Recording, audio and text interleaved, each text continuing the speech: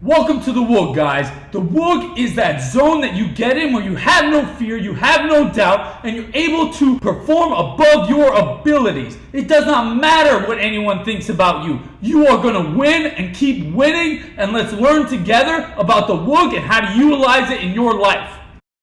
What's up, guys, and welcome to episode 12 of the WOOG podcast. I'm honored to have Gunnery Sgt. George Mills here with us today. Thank you so much, George. Anytime. Anytime? Anytime. I mean, we met via phone like 4 hours ago. 31, 57. We can keep going. Yeah, we did. We met about 5 hours ago, so I knew I just had by a phone call. Turn a key and go wheels up. And here I am. That is not true. You did not think that you would be in my living room doing a podcast with me 4 hours after talking to me on the phone. Well, didn't take that long, did it?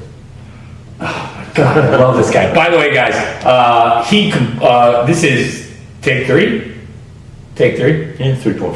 3.5? Because he's completely shook me at how calm he is, at how collected he is. I was not expecting it, and I screwed up the first two takes. I'll be straight up honest with everybody. So now, I'm sure I did the same thing. Look at that, man. Like, what is that? All right. So first off, what this podcast is about. The WOOG is that zone you get in where you are above your ability. For, I believe, my theory is 1 to 2 hours where you're above your ability and you are doing things without fear, without doubt, and you are just succeeding no matter what. So what I love to do is interview people like you, like yourself, who deployed 5 times. 5 times. Correct. And I just love to hear, first of all, who you are, what you've achieved in your career, and then let's get into it about the WOOG. Yeah, sure, we're doing it live. How far back do you want me to go? You want me to give you the whole shebang, or how I got into the military and all that? Hey, man, this 30 minutes is yours, baby. Right. Because, I already screwed up the first 2 takes. So, grew up in South Florida, Boynton Beach. I surfed growing up. I was a big beach guy, kind of a mama's boy. My dad was in the car business, and he traveled all around the country, right? And my mom was a major influence on my life. So was my father, but, my mom and I spent a lot of time together. She had a chance to own a business. We moved up to Erie, Pennsylvania from Palm Beach, Florida. And they're like, I get up there and I'm like oddball out. You like hockey? I'm like, no, I really don't like hockey. You pussy, et cetera, right? So that was fun for about a year. Started taking martial arts, Karate Kid story all the way.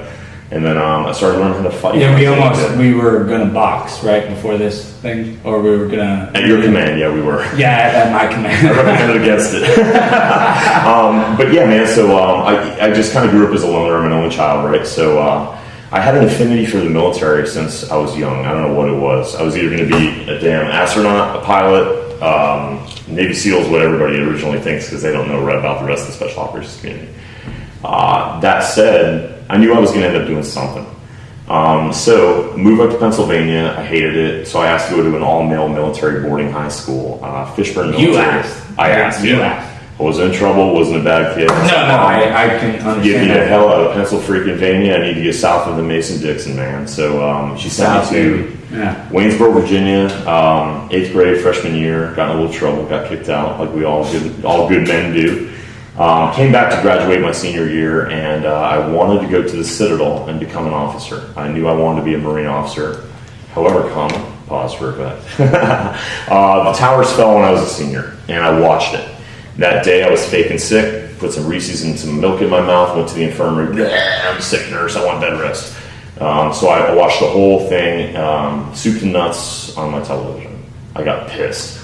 Marine Corps recruiters were on campus, and one of them was a sniper, one of them was a explosive ordnance disposal technician, and I just did not pass go, did not collect $200. I went straight to the recruiter and said, I want to go kill bad guys. Tell me why we went on a car ride to talk about this podcast before we did it, just to prep. Sure. And you explained to me why I shouldn't feel guilty that I didn't go at 9/11. Tell me why. It really is. See, we fight. Okay, there's mandatory conscriptive service like in Israel, right? So, which I actually like, believe it or not. So I'm going to kind of contradict that point here for a second. However, I'm going to circle back. You'll see. So Israel they don't have a lot of numbers. You know, they're not a very big country, so everybody kind of has to join. I mean, when you're 18, the men have to do 3 years of mandatory service, the women too. And if you're not fit for military service, civil service is kind of where you get channeled, from my understanding. I did go to Israel, so I figured this out. That said, here in America, it's a different story. You're free to pursue whatever you want to pursue. So that's what we fight for. That's the whole name of the game here in this country. You pick your own destiny, and you can become your own self-made But man. why should I, as now at 35, still remember I was in Tulane Hall, Spring Hill College, Mobile, Alabama, when the towers were hit, and I was convinced that I was going to join, and then did it. Why should I not feel bad about that? Well, strictly because it's your choice. I'm plain and simple. There's really not much more to read in on that. That said, when I was a younger Marine, they have to, right? But I was under the mentality that if you didn't join, then, F you, blah, blah, blah. But no, man, look, what we do in this country is what we do. And I go overseas and I serve.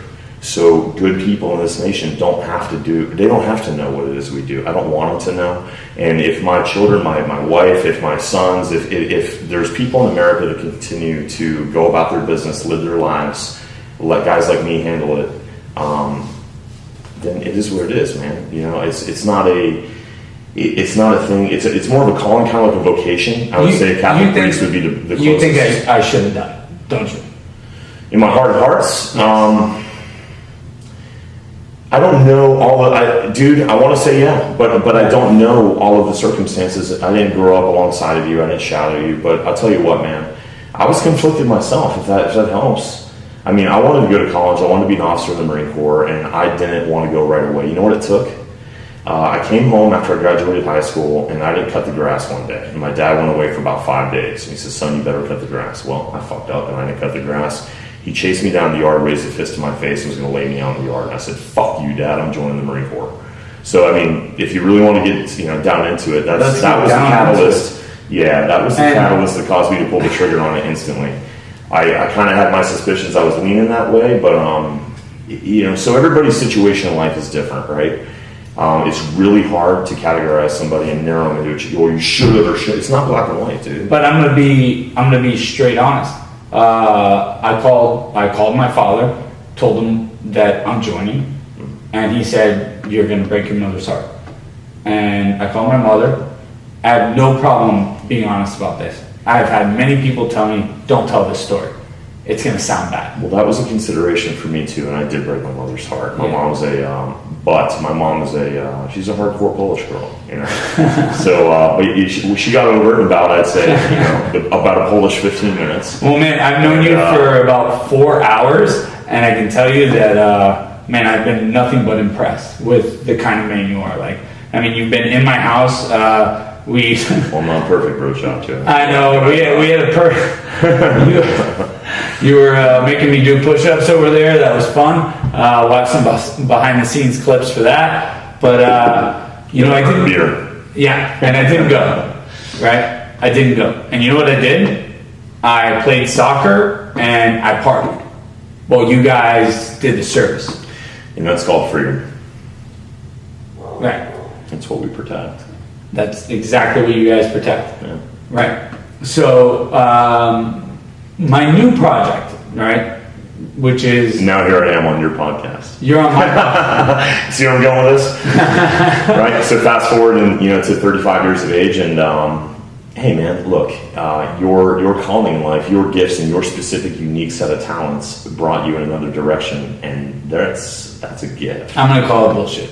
I'll call bullshit right there. I made a decision, and that decision, I believe, has led to guilt about not serving. All right, let's talk about that. All right, let's talk about it. I have no problem being completely honest about it. Sure. It's taken me a long time to be completely honest about it. I don't know how you guys have sacrificed what you sacrificed. No idea.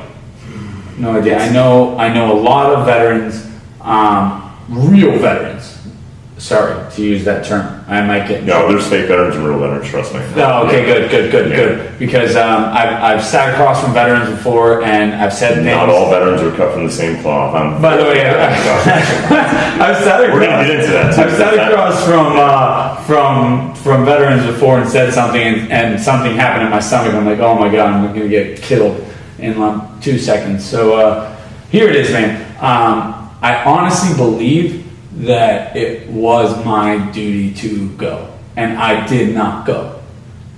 That's what I believe. So what do you use that now? Huh? How are you using what you have now and what you've gained in this world to circle back and,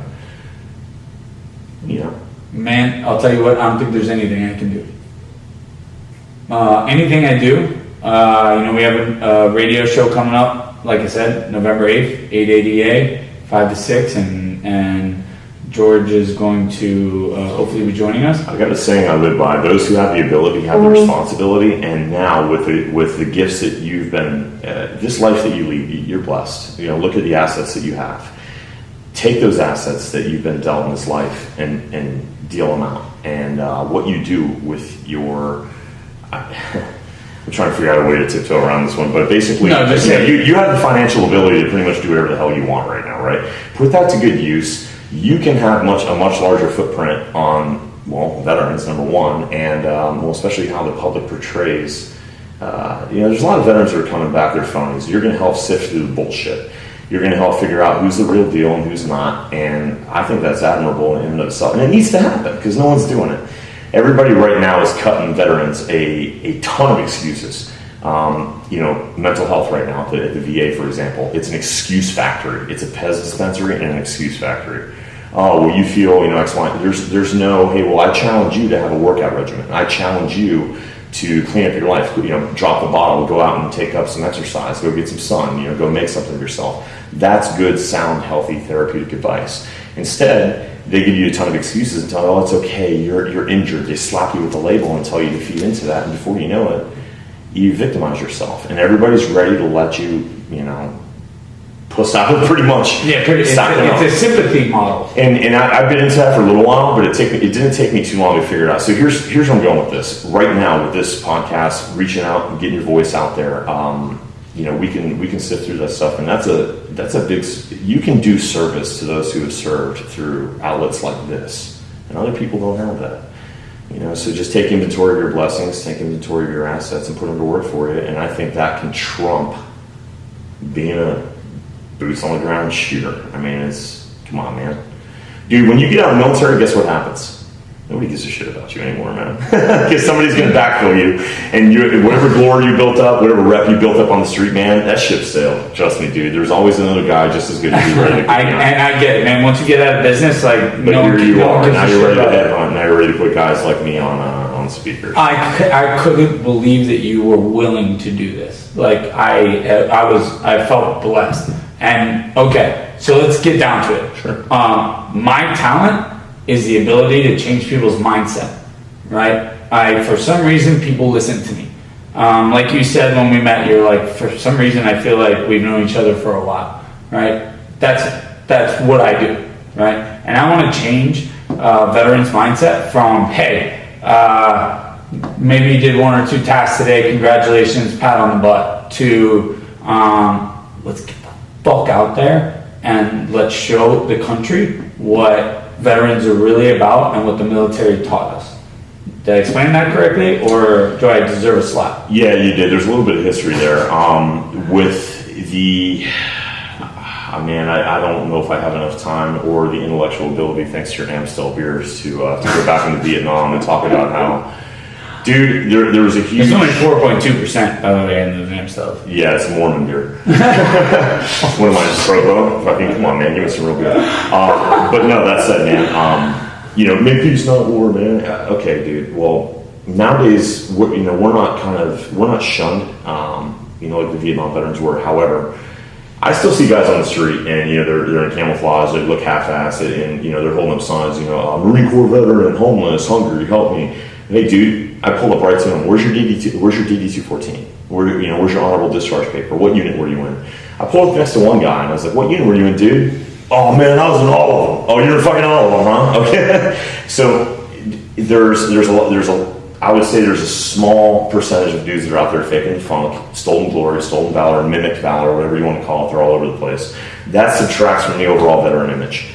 Point two, you have your support personnel and your non-combat veterans that are theater veterans. They're veterans that deploy into a wartime theater. However, I mean, these guys eat Subway, Pizza Hut. I mean, they're riding the green line to the blue line to go swimming in the base pool. It's not that hard of a life, dude. And they've never heard a shot fired in anger, let alone pull the trigger. Dude, they somehow invent stories, and I've heard, and these guys are 100% disabled, $3,300 a month for the rest of their lives because of some bullshit story.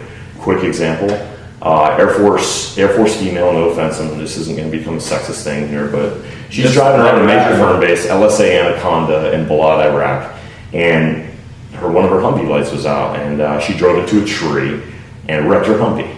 Well, that's a motor vehicle accident. That's nothing different than what can happen here in the U.S. I saw her in the PTSD clinic in West Palm Beach, VA. She's now 100% disabled veteran for PTSD. That's a benefit that my brethren could have been, They're fighting tooth and nail, man. And here's this chick soaking up off the system. So what we need and there are also men that do that as well. Oh yeah, men, women, trannies now apparently thanks to Obama, right? I mean, Transformers, whatever you want to call it. Hey, right? dude, I don't care. Your opinion is your opinion. I'm just saying, man. It's disgusting to me. I don't like it, and it subtracts from the people who really do need that. Okay, so the people who really do need that, yes, sir. Right? Do you think that someone like me, who's admitted that it tastes good, though, admitted that I feel guilty about not serving. I do have certain talents in life. Do you think that we can help? Like really help the people who need the help? How do we help? Talented intellectual individuals with the ability to stand up any kind of entity, S corps, 501c3s, LLCs like you. Yeah, shit, your head, you can help. That's the name of the game of our nation, brother. You have the ability, man. You have assets that enable you to extend your reach far beyond that of your average Joe. The answer is yes, unequivocally. Yeah, but you can't just throw money at problems, man. I know that from... Well, that's why you need guys like me to get on your team and help you. Yes, you're already on my team, dude. 4 hours ago, we met via phone. And the other thing that's not a bad idea. And now you're sleeping in my guest room, which is like right down there. Yeah, it's got a waterfall on it, by the way. With anyway, it does not. But no, man. There's other entities out there that are doing a marvelous job, and everybody needs a model to emulate, right? So I'm a big fan of taking a look at what's out there and borrowing the parts that I like and discarding the parts I don't. Okay. So Wounded Warrior Project, there's a bunch that isn't working out with them, man. Yeah, I know, I get it. Yeah. Before we'll do that on 888, which is called The Trigger. The show is called The Trigger. How do you think vets are going to feel if they get called out by a guy like me who never served? About their mindset, about how they are not getting it done in life. With a team of guys like me behind you? Who cares? What if I didn't have the team? Then it's not your place. However, it's not. I love that. It's not your place. I love it. It's not my place. No, not at all. But so you're going to have to leave it up that to you. That just gave me jitters, by the way, that you said it's not my place, because I completely agree with you. But I don't be on this microphone unless I took a good read on you. Ominous, your intent, right? And, we decide to move forward together, and we get some other key players on board with this, which we've already put a list together. Yeah. I mean, the dudes on that list are the real deal. There's nobody on there who's a phony. You can take it to the bank. Guys, I will tell you. They're pre-vetted and pre-screened. If you have the opportunity to look into George's eyes, dude, they are serious, man. They look like fucking steel.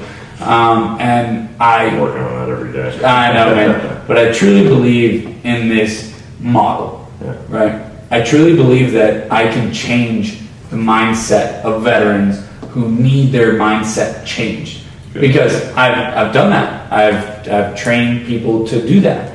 My problem was credibility. And it still is credibility, right? I never served, right? So, like you said, not my place. I think every veteran, I don't want to say the word veteran. I'm just going to say dude, and I'm going to go ahead and define dude. A dude to me is a guy who's put his time in, who's been there, who's done that, and speaks from a position of credibility. All right. So that being said, when I say dude from now on, that's who I mean. One of my brethren. We only have really one request of friends and people that we choose to be friends and involved in our lives. All you have to do is just be who you are. That's it. You don't have to be anything more. You don't have to be super sexy. You don't have to do 15 cheetah flips. You don't have to. You don't have to have this knockdown. Some of those exercises you have me doing, like dive bombers. I've never heard of a dive bomber. Yeah, that's like 102 when we get into the graduate course. Okay. We'll come back. Yeah, tomorrow morning we'll hit a workout. But no, I'm just teasing. I think everybody can laugh at that. But when we just say, hey man, look, you are who you are, and you're not who you're not. You got a heart of gold. You're intense there. Rock and roll, man. Let's make it happen. No, we're already done. I went all the way in.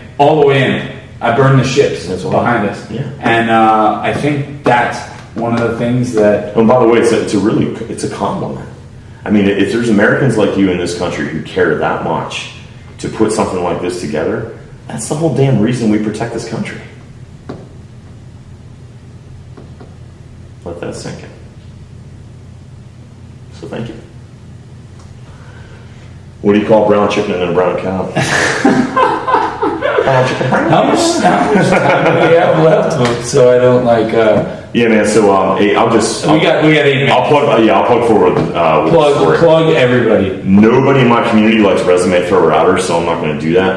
But I'm just going to tell you where I came from, right? Joined the Marine Corps, went to the infantry. I joined on a Marine Corps Security Forces contract. I didn't know what the hell it was, but basically you have a top secret clearance. You can either go to the Yankee White program, provide security for the President of the United States, which is what I did. I got kicked out.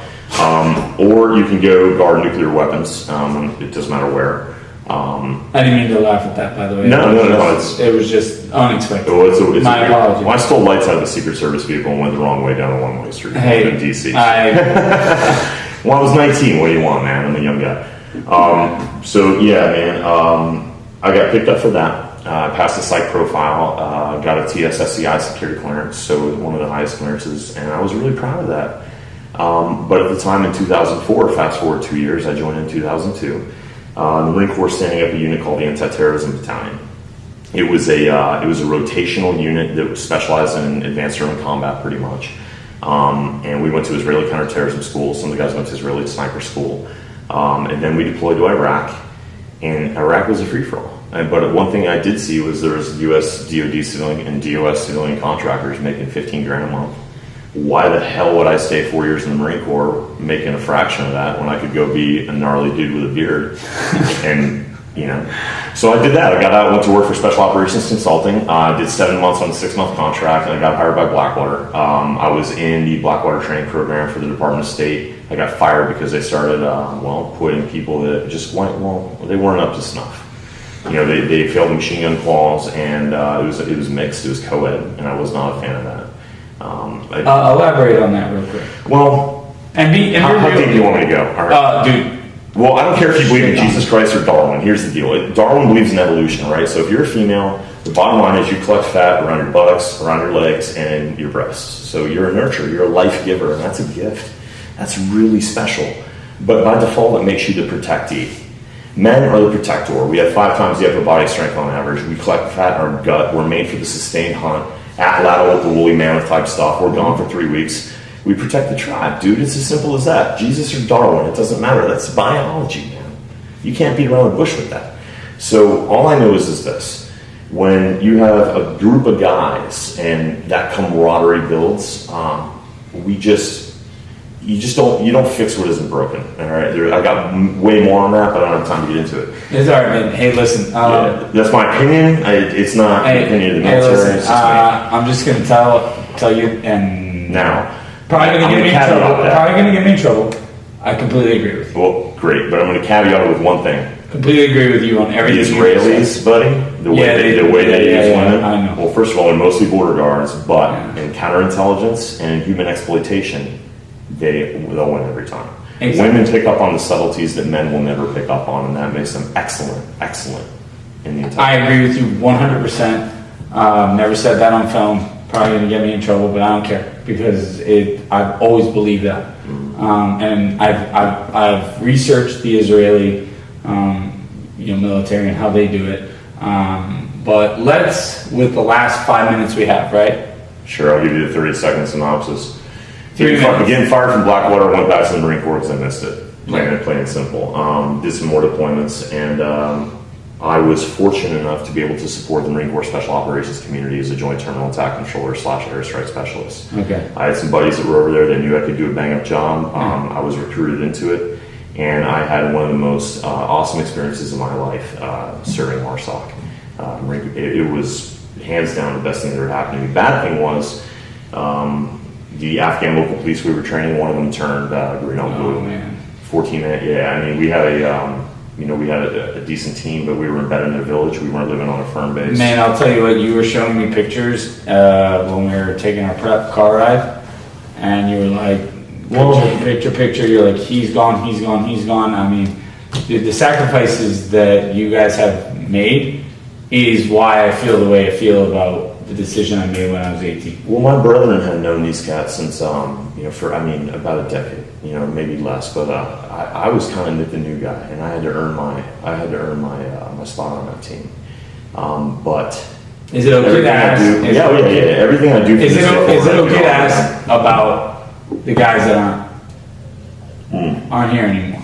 Yeah, absolutely. I mean, dude, every time you Gunnery Sgt. Ryan Jeske, he was one of the most talented men I've ever met. I mean, I can't even go into his creds. I don't have enough time. Captain Matthew Manukian, one of the best, most gifted Marine Corps Special Operations officers that there is. Period. Sky Moat, Staff Sergeant Sky Moat, EOD Tech. I'm going to let y'all Google him and read about him. I can't even do him justice by talking. He is a man among men, and he was a friend. He was a friend. So it was tough. Yeah, it was tough. I had a buddy of mine. We'll just call him. I'm not sure if he's still in, so I want to leave his name out of it. But one of our advanced special operations guys was also shot in the arm, and he was one of the nicest, kindest, gentlest, most humble professionals you'd ever meet in your life. So the whole thing was sad all the way around, man. So we fought through it though. Killed 4 out of the 5 guys. The 5th guy happened to be, person of interest. But tell you what, man, you don't mess with the Marine Corps Special Operations team and live to tell about it. We will come find you. George, I can't even tell you. I mean, this evening where I got your phone number through friends of mine in the military. I mean, this has been a special evening for me. An absolute honor. Absolute honor to have you, and the fact that you're gonna stay in my guest room tonight with the waterfall that doesn't actually exist. Thank you so much, man. And no problem. Guys, tune in to what is a very special episode of the WOG podcast. You're just touching the tip of the iceberg, buddy. I know. Thank you all for having me. I truly appreciate it.